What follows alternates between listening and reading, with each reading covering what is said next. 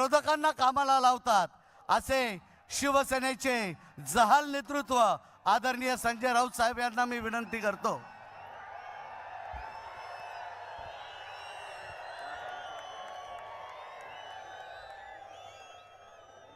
ह्या शिट्या आणि टाळ्या माननीय उद्धव साहेब आणि राज साहेबांसाठी आहेत।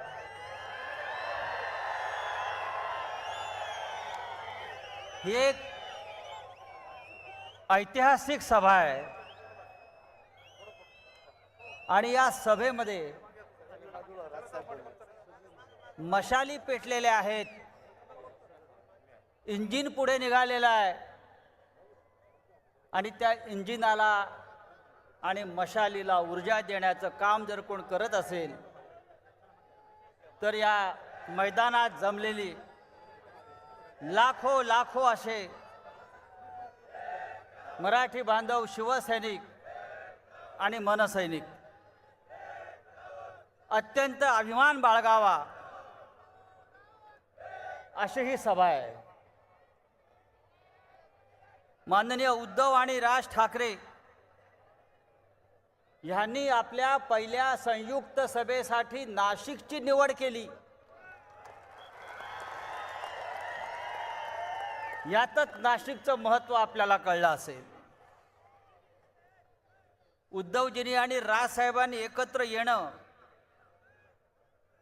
ही फक्त राजकीय घडामोड नाही, तर महाराष्ट्राच्या मनातली आग बाहेर पडण्याचा हा क्षण आहे।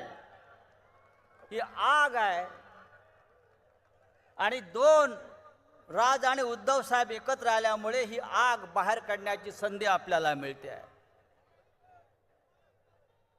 हे नाशिक आहे, ही नाशिक क्रांतिकारकांची भूमी आहे,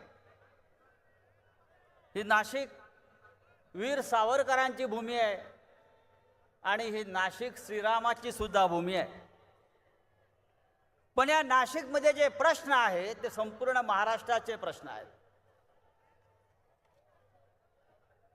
विकासाच्या नावाखाली, कुंभच्या नावाखाली वर्षानुवर्ष ज्यांची तिकडे व्यवसाय आहेत, घरं आहेत, त्याच्यावरती बुलडोजर फिरवून हजारो आमच्या मराठी बांधवांना बेघर केलं। अशा प्रकारचा तुघलकी कारभार या नाशिक शहरामध्ये हिंदुत्वाच्या नावानं सुरू आहे।